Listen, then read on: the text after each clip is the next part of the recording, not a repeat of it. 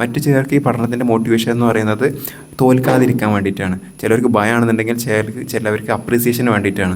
13 മുതൽ 19 വരെയുള്ള ഏജാണ് ടീനേജേഴ്സ്. അപ്പോൾ ഒരു ടീനേജേഴ്സിനെ പറ്റിയിട്ടുള്ള ഒരു ചെറിയ അവരെ ബോധർ ചെയ്യിക്കുന്ന അല്ലെങ്കിൽ അവരുടെ ലൈഫ് എഫക്റ്റീവ് ആക്കാനുള്ള ടിപ്പുകളാണ് ഞാനിന്ന് പറയാൻ പോകുന്നത്. ടീനേജേഴ്സ് നാച്ചുറലായിട്ട് അവരുടെ ടീനേജ് ടൈമിൽ ഏറ്റവും കൂടുതൽ ടൈം സ്പെൻഡ് ചെയ്യുന്ന കാര്യം എന്താണ്? അതായത് പഠനം തന്നെ ആയിരിക്കും. പഠിക്കല്ലേ? ഇപ്പോൾ ടീനേജർ 13-ാമത്തെ വയസ്സിൽ എത്രാമത്തെ ക്ലാസ്സിലാണ്? 15-ാമത്തെ വയസ്സിലാണ് SSLC, 15-ാമത്തെ വയസ്സിലാണ് SSLC എത്തുന്നത്. 14-ാമത്തെ വയസ്സിൽ 9-ാം ക്ലാസ്സിലായിരിക്കും, 13-ാമത്തെ വയസ്സിൽ 8-ാം ക്ലാസ്സിലായിരിക്കും. അപ്പോൾ 8, 9, 10 ക്ലാസ്സുകളിൽ 13 സ്റ്റാർട്ട് ചെയ്തിട്ട് പിന്നെ ഒരു 18 വയസ്സാകുമ്പോഴേക്കും ഒരു ഡിഗ്രി കഴിയും.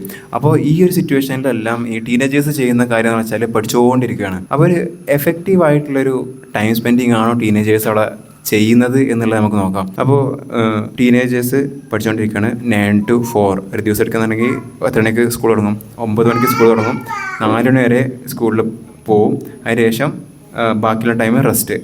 അതിൻ്റെ ശേഷം തിങ്കൾ മുതൽ വെള്ളി വരെ പഠിച്ചുകൊണ്ടിരുന്നിട്ട് അവസാനം ശനിയും ഞായറും വെക്കേഷൻ. അപ്പോൾ ഈ പഠിക്കുന്ന ടൈമിൽ ഭയങ്കര ഇൻട്രസ്റ്റോട് കൂടിയിട്ടാണോ പഠിക്കുന്നത്?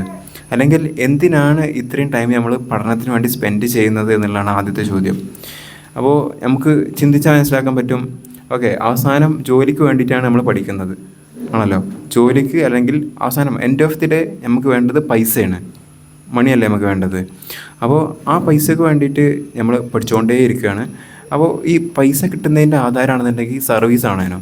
ഇപ്പോൾ വേറൊരാൾക്ക് നമ്മളുടെ അറൗണ്ട് ആയിട്ടുള്ള ഇമ്മീഡിയറ്റ് സൊസൈറ്റിൻ്റെ ലൈഫ് ബെറ്ററാക്കിക്കൊണ്ട് അവരുടെ ലൈഫ് ബെറ്ററാക്കിക്കൊണ്ട് ഒരു സർവീസ് കൊടുക്കുമ്പോൾ ആ സർവീസിനുള്ള റിട്ടേൺ ആണ് നമുക്ക് കിട്ടാൻ പോകുന്ന പൈസ എന്ന് പറയുന്നത്. അപ്പോൾ നമ്മളാണെന്നുണ്ടെങ്കിൽ ഈ ടീനേജ് കാലഘട്ടത്തിൽ പഠിച്ചുകൊണ്ടിരിക്കുന്ന സംഭവങ്ങളെല്ലാം ഒരു വിധത്തിലും സർവീസ് അല്ല താനും. അപ്പോൾ ഒരു കോൺട്രഡിക്ഷൻ അല്ലേ? നമ്മൾ പൈസ ഉണ്ടാക്കാൻ വേണ്ടിയിട്ടാണ് പഠിക്കുന്നത്, പക്ഷേ പൈസ കിട്ടുന്നില്ല.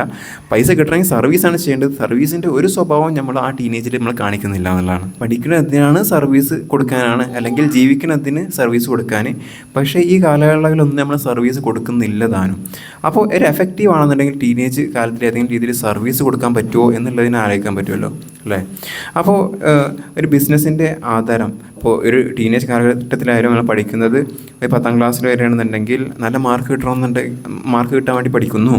അല്ലാന്നുണ്ടെങ്കിൽ ഒരുപാട് ചിലർക്ക് ഈ പഠനത്തിൻ്റെ മോട്ടിവേഷൻ എന്ന് പറയുന്നത് 100-ൽ 100 കിട്ടാനാണെന്നുണ്ടെങ്കിൽ